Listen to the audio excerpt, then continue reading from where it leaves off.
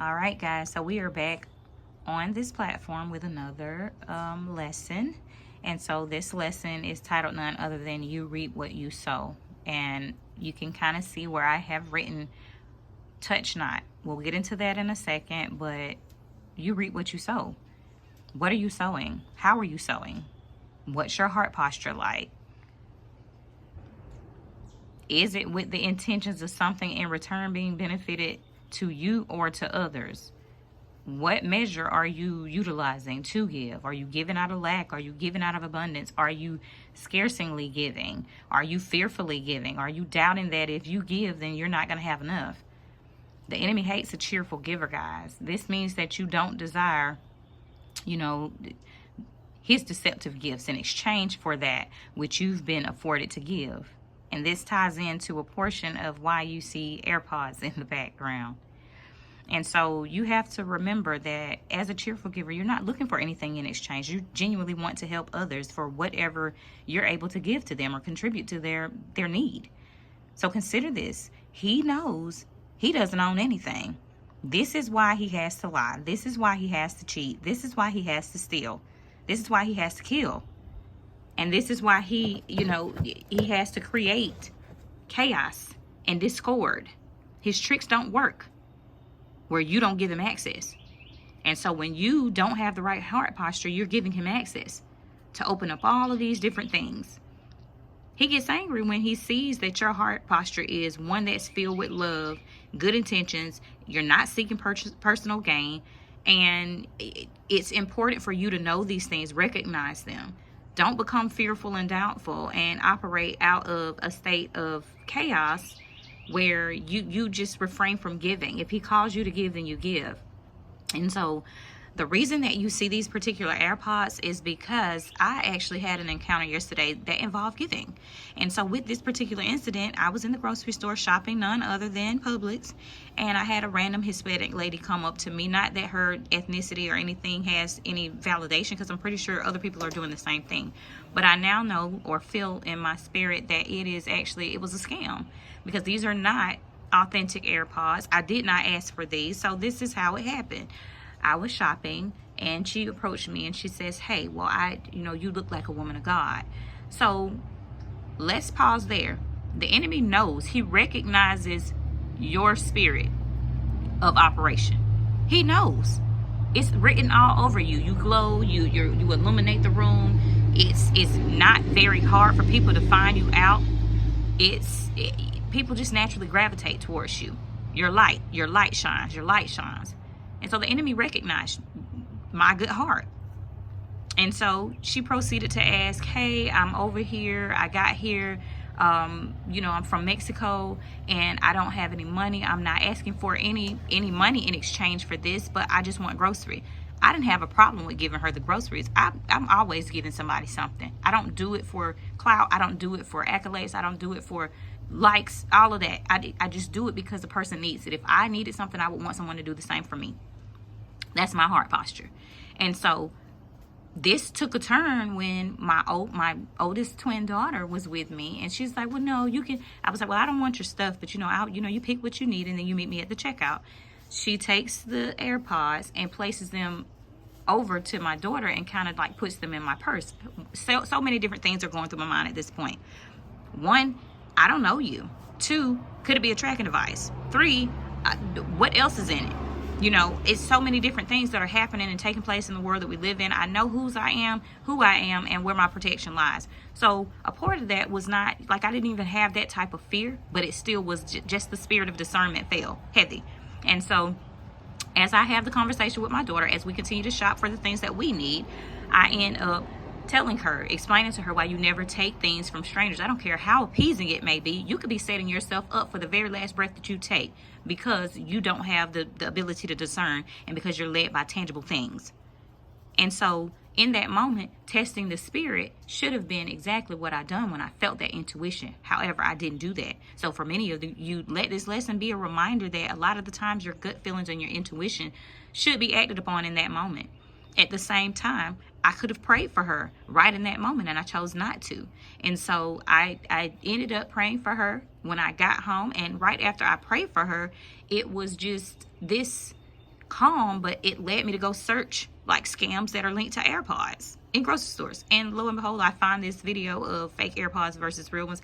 Now, I don't know that it was her intention to do that, but at the same time, my inkling was keep your stuff. If you really are in need, sell these AirPods. I don't need AirPods. I don't even use AirPods. I'm old school.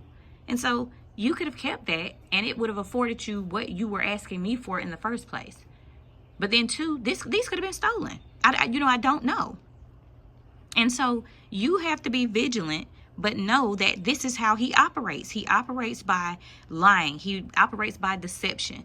He knows that I don't have a desire to have tangible things. And so you wanted to give me something that was a counterfeit. That's where I'm going with it. It's a counterfeit. He always deceives you into the lies, the cheating, the stealing, the counterfeits. He does not give you the authentic things in life. It always comes with something attached to it. Yeah, they're AirPods, but they're not even the brand that they say they are. So this is the counterfeit. This is the replica. This is the illegal work. So, it's all of these different things, and you have to be able to discern.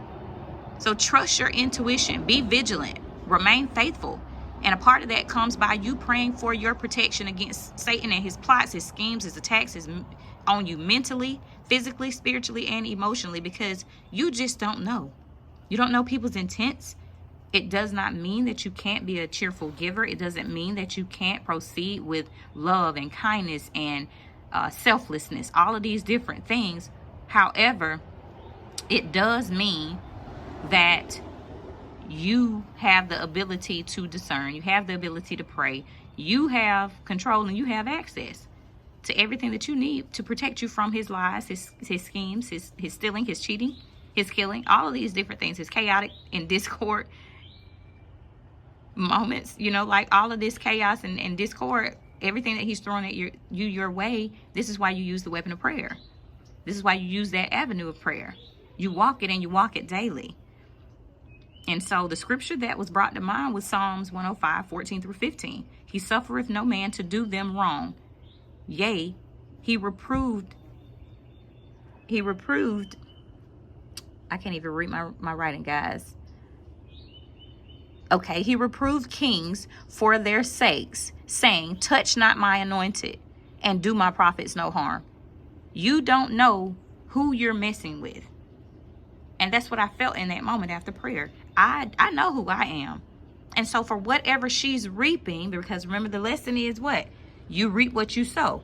So if she did do this by deception, did do this by lying, did do this by cheating and stealing, if all of those were a component of it, she doesn't know who I am. But I do. And then you think about Sarah and Abraham. This just reminds me of that deception of, that how this message was brought forth, and it came to pass because when the offering of his half sister, also his wife, Sarah, as they entered the city as a young man, the young man took the interest in her, and he told her that it was his sister because he feared for his life. Now, many people don't realize it, but yeah, you go back to Genesis 20 and you will see the account that she is actually his wife and his half-sister. She's only a half-sister because she doesn't belong to both parents. But he didn't tell the full truth, and then this could have caused that person that did take an interest in her to actually lose their life. You reap what you sow. But he would have been harmed had he laid with her because of the fact that he was a prophet, because he was his anointed. And it says this. So you just don't know, guys. Keep your pure intentions. Check the posture of your heart. What are you sowing? And then the last verse that it led me to was Proverbs 6:31. But if he is caught, guys, and I take a long pause, because if he's caught, AirPods again, guys, if he's caught, he must pay back 7 times what he stole, even if he has to sell everything in his house. Proverbs 6:31. And so when you have found the enemy out, lean heavy on this particular scripture. He's been caught. Demand in prayer whatever he owes you. You don't have to be afraid of anything because you are covered by your Father in heaven. He has to do exactly what you command him, but do you command him? Do you command him to release everything that he's stolen? Do you demand him to bring forth the truth and then restore whatever he's broken? Do you demand the things that he's taken from you, or the discord that he's created in your life and the chaos, to be brought into alignment? Because you have that authority. And so just remember, guys, as you go through the day, the enemy is out there. He is deceiving. He's deceptive. It's so many different ways that he's using his schemes and plotting on the vigilant workers of the kingdom of heaven. And so just know you're not alone. But when you get that intuition, test the spirit. Test the spirit. Use your discernment and ask for an increase in discernment, because it can never be too much. It can never be too much, guys. And so that is my message for today. As always, I pray nothing but the best of success in all that you do. And as always, I want you to grow in grace. And that is 2 Peter 3:18.